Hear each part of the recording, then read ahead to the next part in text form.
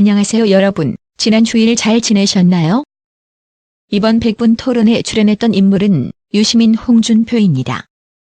100분 토론 20주년 특집으로 이들을 불러 모아서 MBC는 조국 장관 문제, 공수처 문제 그리고 검찰개혁 문제에 대해서 신랄하게 논박이 일어나기를 바랐습니다.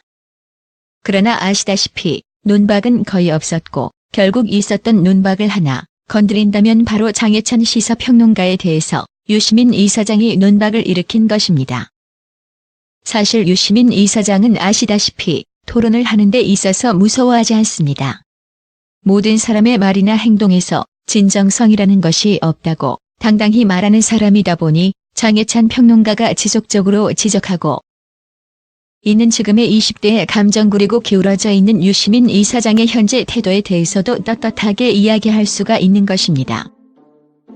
장해찬 평론가는 모두가 알고 있는 20대 감성, 모두가 이야기하고 있는 조국 장관과 관련한 이야기에 대해서 유시민 이사장이 대답하여 주기를 바라고 있지만 유시민 이사장이 장해찬 평론가를 솔직히 말하면 제대로 상대해주지도 않았습니다. 오히려 유시민 이사장은 자신이 하는 행동들 그리고 자신이 추구하는 지금의 토론 스타일 그 모두를 아우르는 이야기를 하면서 장해찬 평론가에게 논박 그 이상의 훈수를 두고 있는 모습을 보여주었습니다. 유시민 이사장은 유승민 의원과 노회찬 전 의원 그리고 손석희 사장과도 드자비질을 할 수 있는 토론의 힘을 가지고 있는 공력이 있는 논객입니다. 그러한 그가 이제 나이가 들어서 굳이 논객의 위치에 서 있지 않아도 됩니다. 그러나 그는 문재인 정부의 성공을 위해서 그리고 검찰 개혁과 공수처 설립을 위해서 지금 논객의 자리에서 자신보다도 못한 많은 사람들 사이에서 홍준표 전 대표에게 요설이라는 말을 들으면서까지 논박을 하고 있는 것입니다. 장해찬 평론가가 논박에서 밀려버린 가장 큰 이유는 다시 한번 말하지만 그는 자신이 옳다고 주장하는 것이 얼마나 한쪽으로 치우칠 수 있는가에 대해서 전혀 이해하지 못하였기 때문입니다. 그리고 바로 그 부분을 정파성이라는 측면에서 유시민 이사장은 공박을 해버렸고 그로 인해서 분명히 둘이 대화를 나누고 있는데 오히려 장해찬 평론가가 유시민 이사장에게 계속 교육을 받는 것처럼 시청자는 느낄 수밖에 없었던 것입니다. 서 있는 자리, 토론의 역사가 다르다 보니 장해찬 평론가는 어떻게든 자신의 존재감을 보이려고 하였지만 거의 보여주지 못하고 유시민 이사장에게 그대로 밀려버리고 말았던 것입니다.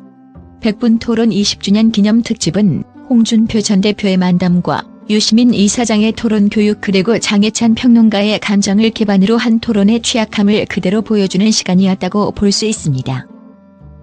최근 조국 장관 가족의 구속 문제와 공수처 설립 문제에 대해서 우리나라 국민들의 관심이 많습니다. 그러한 상황에서 이번 100분 토론 20주년 기념 유시민 홍준표 토론은 당연히 기대가 될 수밖에 없습니다. 그러나 기대만큼의 폭발력 있는 토론의 내용은 나오지 않고 조금은 맥이 빠진 토론회였습니다. 그 이유 중 가장 큰 것은 역시나 홍준표 전 대표의 공격력이 많이 줄어들었기 때문입니다.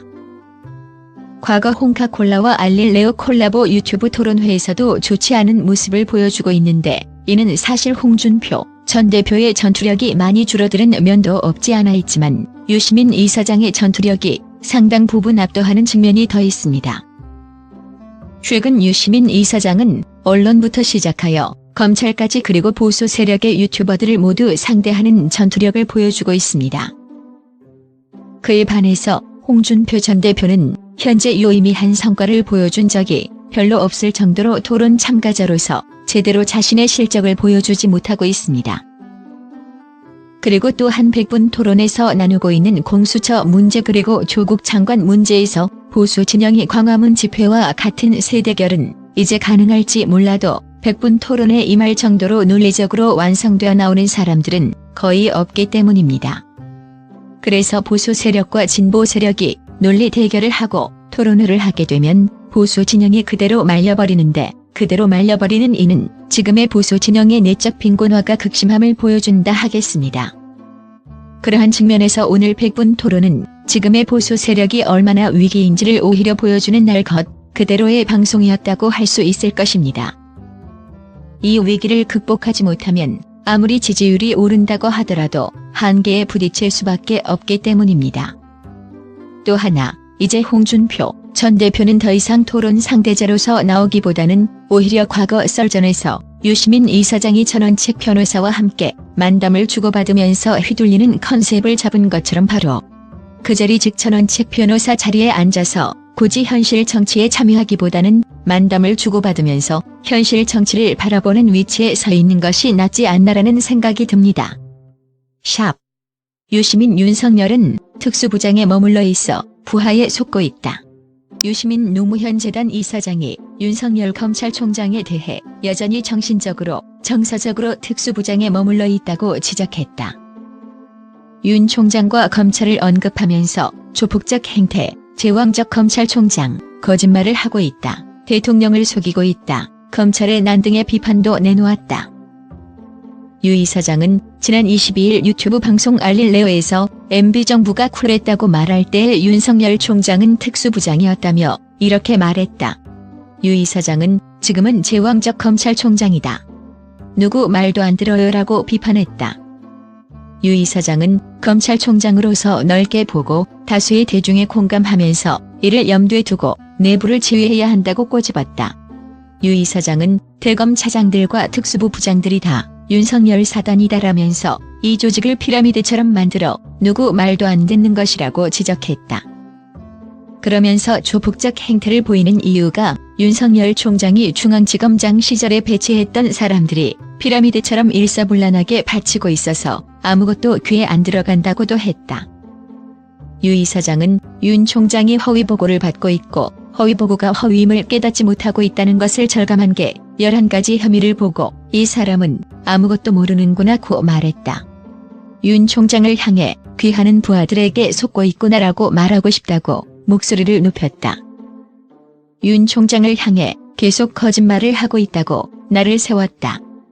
유 이사장은 윤 총장은 처음부터 내사 자료를 갖고 있었고 그 내사 자료를 통해 예단이 형성됐고 그 확보한 예단으로 대대적 수사에 착수한 것이라고 주장했다. 한편 유 이사장은 정경심 동양대 교수의 자산관리인 김경록 씨가 JTBC와 인터뷰를 추진했으나 JTBC가 이를 거절했다는 취지의 발언을 한 것에 대해 공식 사과했다. 유 이사장은 사실관계, 시점에 대한 착오가 있었다며 JTBC가 인터뷰 요청을 거절했다는 뜻으로 해석되게 발언한 것이 맞고 이는 저의 잘못이다. 정중히 사과드린다고 했다.